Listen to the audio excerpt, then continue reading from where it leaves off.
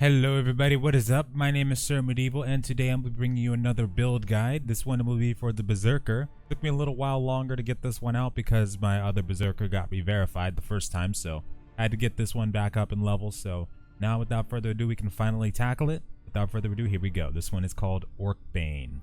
Alright, let's go ahead and get started. So for this build entirely, you'll need around 158 points to around 176, depending on how much this takes for you.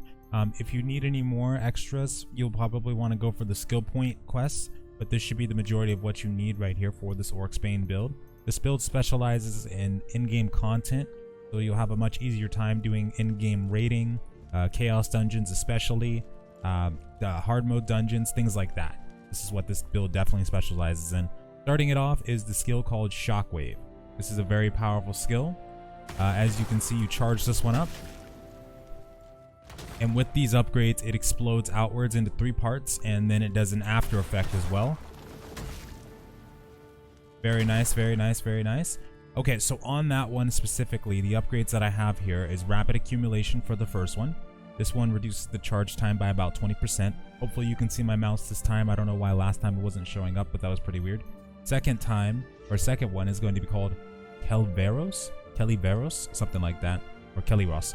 If one charge breaks, if we have one charge, it breaks into a 3-part attack, which means since it's only one charge, it just breaks into a 3-part attack by itself, and then it explodes at the end there because of this last upgrade. And this one is called Blaze Wave, and what this does is it changes the properties to fire, adding an additional 60% of the base damage to enemies in the first state, and basically it just explodes. It cracks the ground, and it has that after effect on it.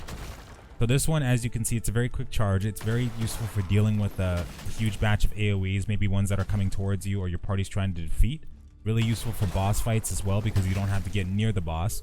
And with the Berserker, you definitely want to see about specializing. Sometimes you want to specialize in not getting near the boss, but still being able to do damage. And that's what we're going to go into later as well. That's one of my favorite skills right there. We're definitely going to go over that. So the next one, and speak of the devil, is the W skill. Now this one is called, let's take a look here. We've got Hellblade on this one. Now this skill, as you can see, it usually comes as a charge ability. Like if I were to use, let's see, this one instead, I'd have to charge it up like that, of course. But we don't want to do that because, of course, in PVE situations, you can be putting yourself in great danger if you're charging up your abilities like that. So what we want to go for is these 3 right here. This first one, what it does is it's called Training Performance. It increases the attack range by 30%. This is one you can definitely test out between this one and this one right here. This one is called Absorption, and the moment an attack is launched, it pulls enemies within 5 meters into range. This is one that I definitely need to test out a little bit more, and we can kind of go into testing a little bit right now too. But what this one does essentially is it pulls everybody in.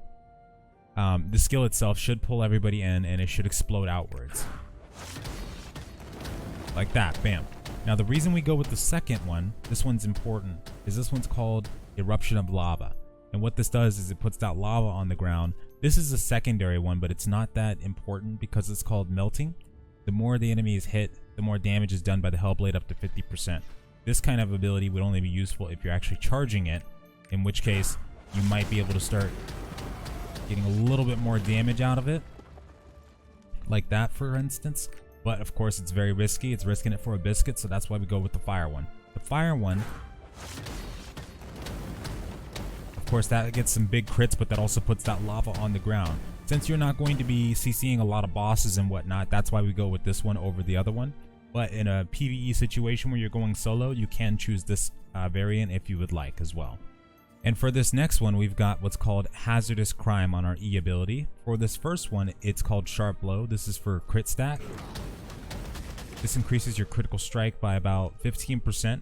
Very, very useful skill for stacking your rage gain and also keeping enemies CC'd. Also, if you have to get behind a boss, for instance, it's good for getting a quick attack in. Get as much DPS as possible. Now this skill does uppercut. It's a really, really good CC skill. And of course, as you can see, we've got that follow-up as well. Usually really good for taking out an entire mob pack. So be sure to use this one. The second upgrade, of course, is for the anger regeneration. Increases it by 100%. which is your Berserker Rage down here. Really, really useful thing to have because, of course, we want to stack as much rage as possible when fighting. So I definitely recommend that upgrade over the other two. This one is for increasing your crit for 3 seconds. It could be useful if you plan on using a skill right after, like Hellblade. So if you want to take that instead too, that's perfectly fine. This one right here mainly has to do with immunity. It increases the damage on immune mobs by about 30%, but honestly, you don't have to worry about that one as much as these ones. These ones are more important. And for this third one, this is called Flame Rush. So what this does, obviously, is this last move, the follow-up right there, is tied to this one. And it does about a 35% increase in damage. So it makes sure that the enemy is taking a great pounding once you get them on the ground. It's a very, very useful talent to have. This one is more of like a 360 slash, which is cool, but it takes more time to charge up, and it's just not worth it compared to being fast and efficient. See what I mean? You want some good fast attacks? We're going Berserk here, okay? We're going Berserk. Got to make sure we're outputting as much DPS as possible and quickly. So for the R ability, this one is kind of voluntary. Why I take this one is because the R, you can put these 4 points into this one, and it stacks a bleed. Actually, it puts a bleed on the enemies. So this one is a very cool one to have as well too. And you can actually substitute this skill if you want for Aurora Blade. This one is mainly for like boss fights and whatnot, where you can't really get close to the enemy, like the ice boss in the last few dungeons. Really useful skill as well in that regard. So I definitely recommend taking one of the two, but if you can, I recommend going with Finishing Strike. That's what this one is called. Really going to help for when you stagger a boss, and it's going to do quite a bit of damage as well. We're going to go into the D ability later that increases your crit, but if you're behind a boss and use this after the crit, it's going to do a hell of a lot. Next one up is Shoulder Charge, which we don't want to upgrade because it's just mainly for utility. We just want to move out of boss hits, get closer to the enemy, that sort of thing. So you don't have to worry about that being upgraded. The next one, though, is called Whirlwind. And what we do with this one is, this one right here is the most useful upgrade out of all three of them. It increases the hold time for the Whirlwind by about 5 seconds. And of course, every second counts with the Whirlwind, especially if you're trying to do some AoE abilities to take out some mob packs. So that's why we go with that one over the other ones. This other one right here, this is called Split Blade. An additional 40% ranged attack is increased. So this one basically increases the radius of it. Not as much as this last upgrade, though. We'll go into that in just a second. But this is a good one to have just because you want to make sure you're getting as much range as possible on every mob that you're hitting. So we definitely want to make sure that we get this going too. And it increases the outer ring. So if anybody is inside that outer ring, they're still taking damage as well. And the last one is called Vacuum Cut. So it increases the range again by another 20%, and the attack count is doubled as well. So total damage is increased by about 40%. And the previous translation for this skill was that anybody in the outer ring was taking extra damage, while anyone in the inner ring was taking less. From the looks of it, because there's way too many numbers coming on the screen right now, it's really hard to tell, but I would say if you're able to keep them in that outer ring, go ahead and do that instead if you can. And for this next one, this is Tempest Slash. I love this ability right here so much. This is one of our really, really good abilities once we have enemies knocked up. For instance, we could just get that going right there, or when we have a boss staggered, follow up with the Tempest Slash. You can even do a D-cut, get that increased crit, Tempest Slash, boom, right there. So that's a very useful skill to have. Of course, it does uppercut enemies, so you can also get some CC out of that as well. The first one is called Brisk Movement. Attack speed increased by 10%. Really good for making sure that you execute the skill very, very quickly. Second one is going to be called Vital Blow. Increases the critical rate by 30%. Really good to have, of course, because we want to be able to do as much crit as possible. All about that crit. That's what we are. That's what we are. And the third one is called Storm Cutting. Attack range is increased by 20%, and the last attack is changed to a round bell. This is what happens if you don't go with that one. Go ahead and change this really quick for you. There we go. So it's, of course, not getting as many hits in on that one. and it's actually moving you forward a little bit. One thing I noticed with this skill is that if you don't have these upgrades, for instance, if you just have if you have this one instead and it's just moving you forward a little bit, you're gonna have a high chance of missing mobs. That's the reason I recommend going for the round bell instead, because this one kind of keeps you in place on the second blow. Make sure that you're able to hit whatever you're hitting and you're not moving way too much forward. So if you got mobs around you, you're gonna hit them regardless. That's the best way to go for that one. I highly recommend it. And of course we've got, let's take a look at what we've got next here. So we've got the shoulder charge, the whirlwind, the finishing strike. We've got the Tempest slash, of course, the Hellblade, and the Shockwave. And number E, letter E. So the last one is our D ability. This one is called, let's take a look here, Red Dust.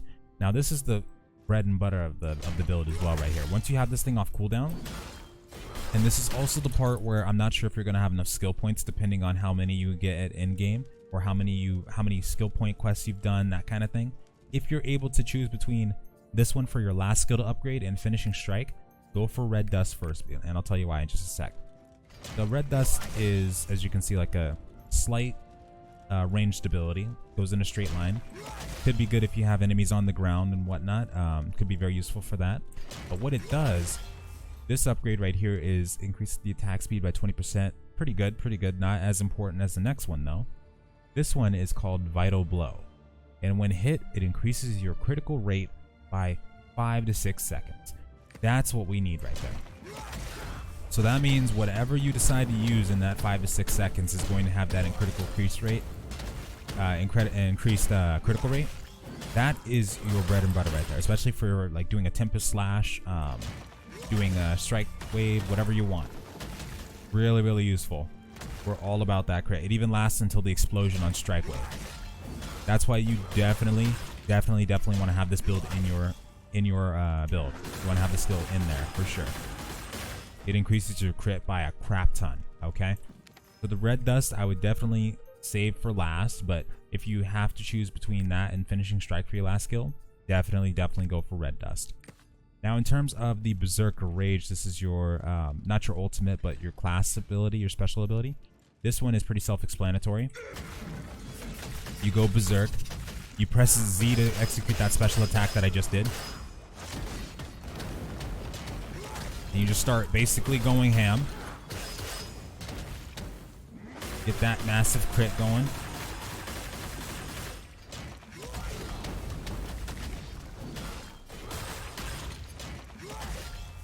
Get as much damage going as you can. Holy crap, I already ran out of mana too.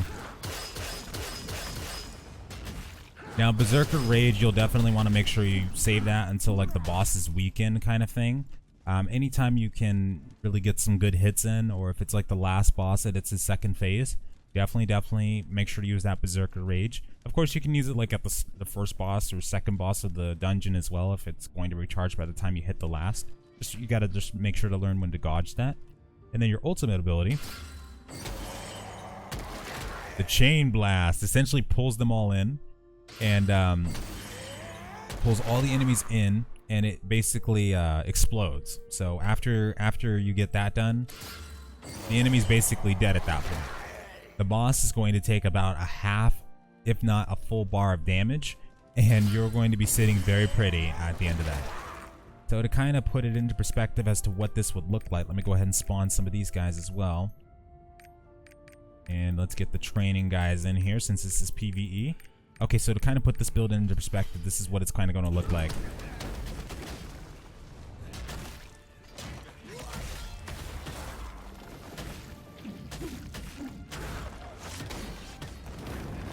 Okay, so one thing to note is that from this Hellblade, if you don't have this one on, it doesn't pull them in like that. Thing is though, you don't have as much range, but if you feel like you're going to need that pull, just in case, feel free to get that as well. And then what'll happen here, let's go ahead and despawn these guys really quick here. Okay, let's go ahead and spawn some more. And let's go ahead and cast our ultimate ability. Pulls them in, blows them away. Going to do a heck of a lot more damage just because these guys take reduced damage. It doesn't showcase that, but you're going to see a lot of damage being pulled out. Bam. All right, now let's go ahead and do this on some real mobs here. I'm gonna go ahead and spam as many as possible just to give a quick showcase. And then we'll go ahead and go on to the dungeon to showcase some of this gameplay. I do have some gameplay from my old Berserker that shows a little bit about what this build looked like in a realistic sense. So right after this, we're gonna go ahead and give that a shot.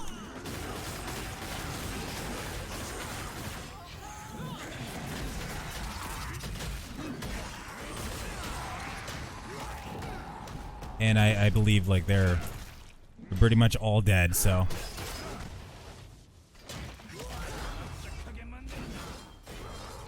Come here, buddy. Alright. Let's go ahead and try it one more time on a bigger boss.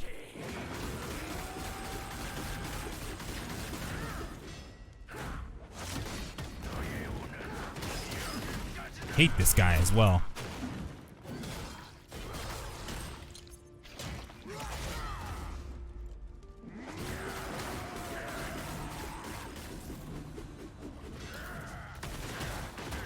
This is the point right here where the ranged attacks would be very useful.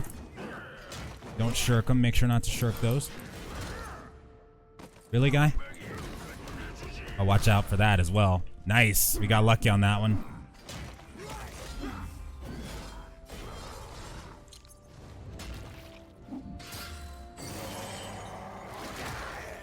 And half to full bar of health. And that's the Berserker build, folks. That's called Orc Bane. You'll get much faster at it as time goes on. I've lost some practice with it, so I'll have to practice with it as well before I get much faster. I'm going to level up my Berserker again, though, to that point so that I can enjoy this build once again. But I hope this helps you guys out. And if you have any questions, feel free to ask. And thanks for watching. On to the dungeon.